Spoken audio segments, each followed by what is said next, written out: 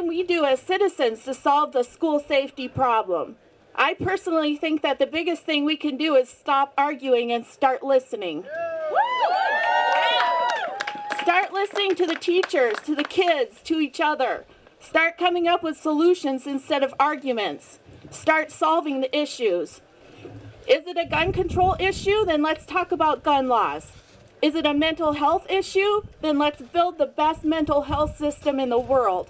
Is it about safety? Then let's put metal detectors and x-ray machines in the schools. Is it a video game issue? Then let's regulate video games. Is it an issue with bullying? Then let's crack down on bullying. I know I don't have all the answers, but I'm willing to talk. As a Christian, I follow in the steps of the Prince of Peace. Jesus was a man whose first public sermon declared, "Blessed are the peacemakers, for they will be called children of God." Jesus, who rebuked his disciple Peter for using a sword against a Roman soldier who was there to arrest Jesus and send him to death. I can only imagine the righteous anger and deep grief Jesus would express if he was here among us today. I imagine him asking us as a country how we have allowed these tragedies to continue for so long.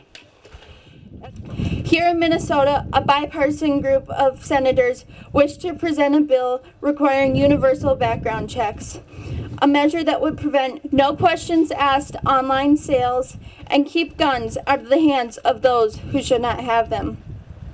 According to a January Star Tribune poll, 82% of Minnesotans support this common sense change, including 74% of gun owners.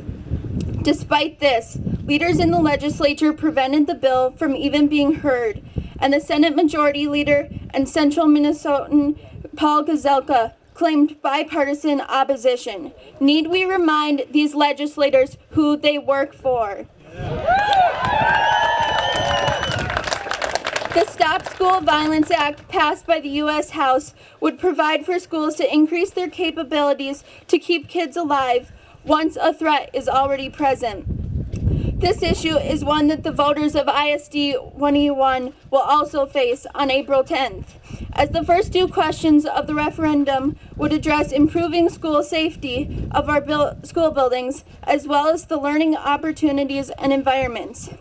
While this is an important step, especially at the local level, this is not what we are marching for. The 17 students who lost their lives in a building that should be an oasis for learning needed laws that prevented Nicholas Cruz from obtaining his self-described arsenal. Because of that, we, students, teachers, parents, and concerned citizens across the country are marching as a call for our legislators to take this issue as seriously as those who enter a workplace every day where they can no longer expect that it won't happen here. We marched for civil rights, and we made a difference. We marched against the war in Vietnam. We made a difference. We marched for science, and we're making a difference. And now we're marching for some gun safety. And we are going to make a difference. The politicians couldn't get it done. And with all due respect to the teachers, I'm a teacher. The teachers couldn't get it done. And the parents and the grandparents couldn't get it done. But I'll tell you who's going to get it done. It's going to be the youth of America. That's who it is. Hats off to our governor for declaring this day a special day. Hats off to the millions of people all over the country. I talked with a number of people here whose nieces and nephews and children and grandchildren, including my own, are marching in Washington today. God bless them. One of the last protests I was in was on the floor of the House of Representatives because the leadership refused to allow us to have a vote on the critical gun safety issues of our time. And I sat there throughout the night and I listened to the stories, the heartbreaking stories of all the tragedies that have occurred in this country. And I toiled to find out, to think of what I could say that would make a difference. And here's what I came up with. All right, are you ready? All right. I asked the question. How many of you here in this room, in this audience here, know how many shells you can have in your gun when you're shooting ducks? Not many. Guess what? You can only have 3. You know why? Trying to save the life of ducks. So there'll be some next year when you go hunting again. That's right. But think about it. You can have as many shells in your gun as you want when you're shooting people in church, giving praise to the Lord. You can have as many shells in your gun as you want when you're shooting Saturday night revelries. I stopped trying to have a little fun.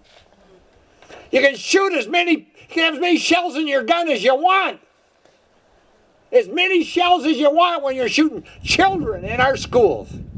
Is that wrong? Yes! Should we give people the same kind of protection we give the ducks? Yes! Are you ready for a ban on assault weapons? Yes! Are you a ban on high-capacity magazines? Yes! Are you for a ban on bump stocks? Yes! Are you for closing these loopholes to let anybody that wants to get a gun? Yes! Anytime you stand up like you are here today for things that are important, things that are essential, things that are noble, things that are idealistic, and things that bring us to a better place, you cannot fail, and I'll tell you why. I'll tell you why. You are successful because people are enlightened as of what they've seen you do. People are educated as a result of seeing what you have done. Other people get the courage to stand up and do what you are advocating, and those are the building blocks that makes accomplishment of progress and idealistic notions and of reality. So hats off to every one of you. Remember, politics is not a destination. Good public policy is not a destination. It is a journey. And do not quit until we outlaw AR-15s. Till we outlaw high-capacity magazines. Till we outlaw bump stocks. Till we close the gun show loopholes, and until we get the mental health that this country needs and the services that they need. That's what this journey is all about. Thank you. Thank you guys all for coming out today. I'm wondering if we could just do a moment of silence for gun victims and then we can adjourn. Thank you.